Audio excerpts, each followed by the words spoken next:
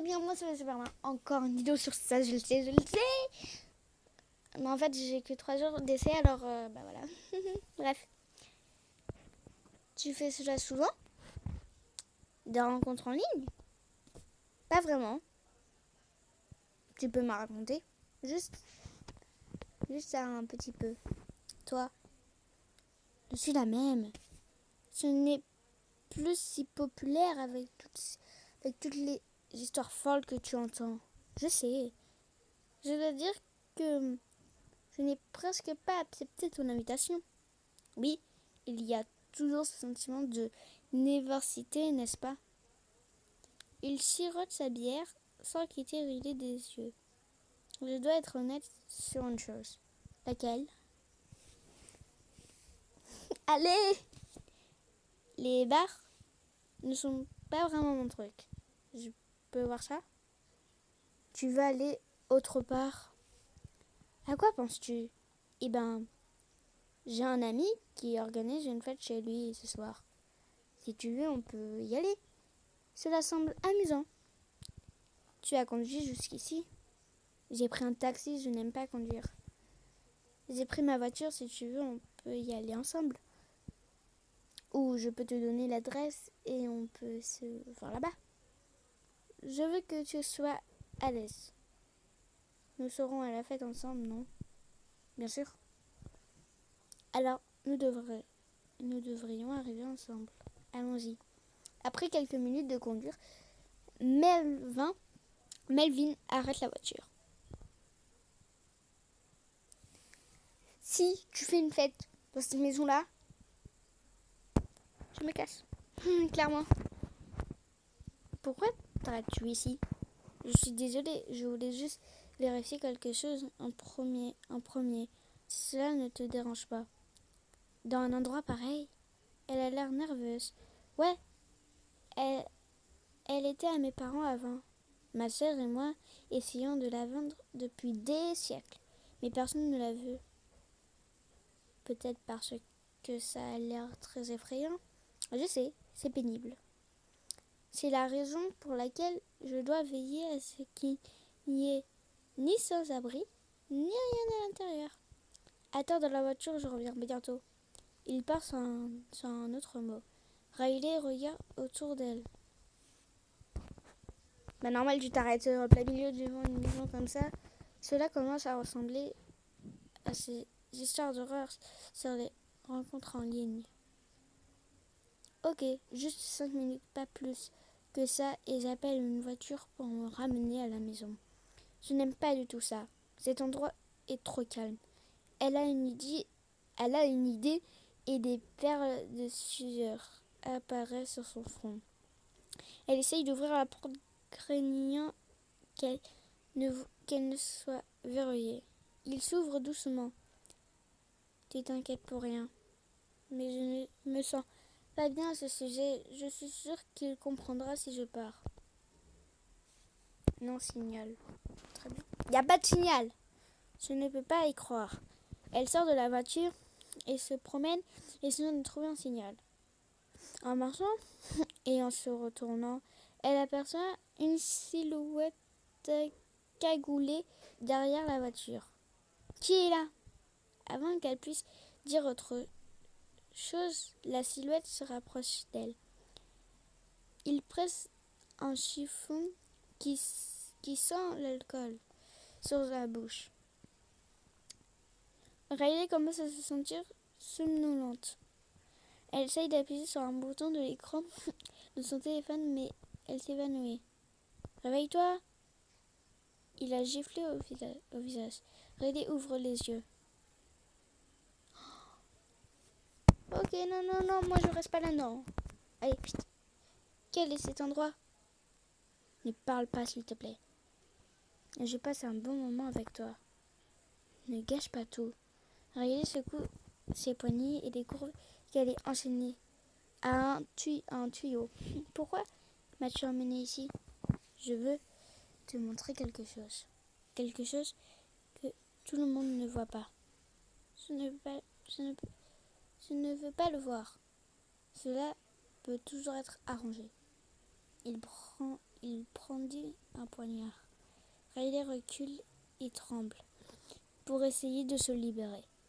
Nous nous sommes connectés tout de suite à notre rendez-vous. Tu ne penses pas? Je te connais à peine. Je sais. C'est pour cela que nous faisions ça. Ainsi, tu pourras apprendre à connaître mon vrai moi. Il se dirige vers une vieille table.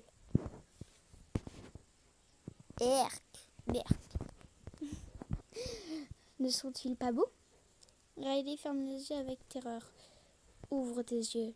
Non, je t'en prie. Ouvre-les ou je te couperai les paupières pour que tu puisses voir.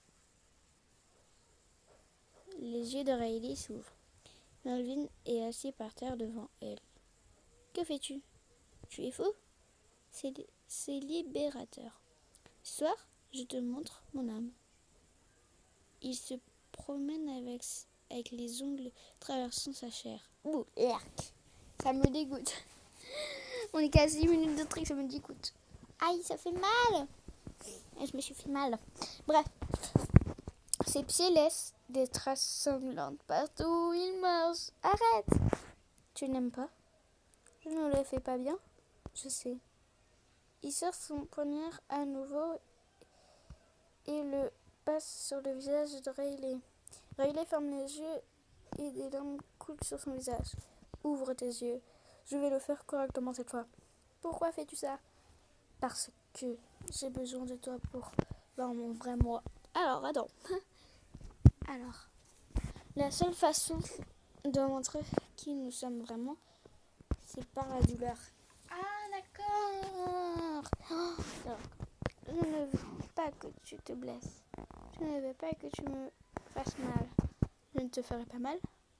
Il semble insulté. Tu ne comprends pas.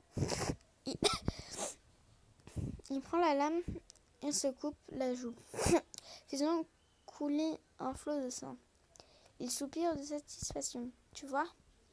C'est apaisant. Il s'approche d'elle. Maintenant, c'est ton tour. Riley sent les chaînes se desserrer autour de ses poignets. Elle se lève. S'il te plaît, je veux juste rentrer à la maison. La porte est juste là. Il pointe à l'autre bout de la pièce. Mais tu ne peux pas partir dans l'obscurité. Tu dois voir la vérité. Tu es fou. Tu penses ça maintenant parce que tu n'as pas été éclairé. Il lui tend le poignet sanglant. Goûte ce moment merveilleux. Tu es sur le point d'être libre. La porte est-elle ouverte? Je ne peux jamais la fermer quand quelqu'un est sur le point de goûter à l'illumination pour la première fois. Cela leur donne toujours envie de se promener au clair de la lune. Nous pouvons le faire ensemble. Riley fait un pas vers Melvin en avançant lentement. J'aimerais ça. Elle commence à faire semblant de le comprendre. Comment puis-je atteindre la lumière? La douleur, c'est la porte. Riley serre son poing contre la poignée de la dague. Alors, laisse-moi t'apporter plus de lumière. Elle saute vers Melvin et l'assomme par terre. Il essaye de la combattre, mais sa force peut à peine tenir le poignard à distance de son corps. Riley abaisse toutes ses forces, essayant d'enterrer le poignard dans sa poitrine. Je ne vais pas faire ça, mais je vais m'éloigner de toi.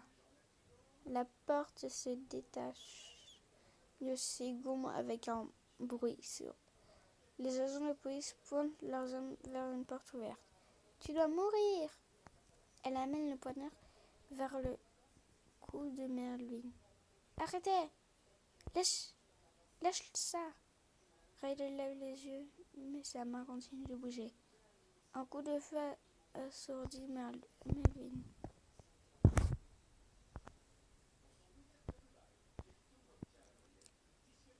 Riley s'en se couche sur lui. Melvin reste figé regardant le cadavre.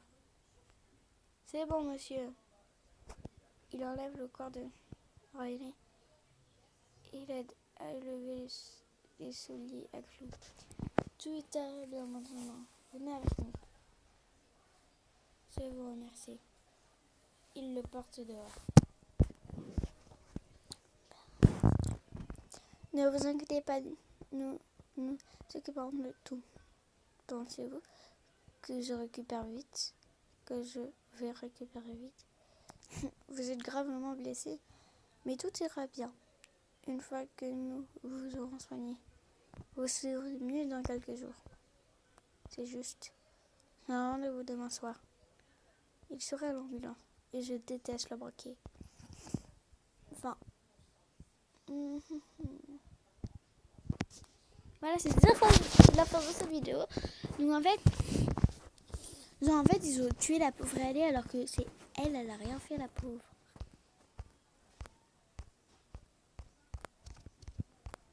C'est pour ça, quand vous rencontrez quelqu'un, rencontrez-le dans la vraie vie. Moi, je vous fais de gros bisous. À demain, à tout à l'heure, à tout de suite. Ça veut rien dire.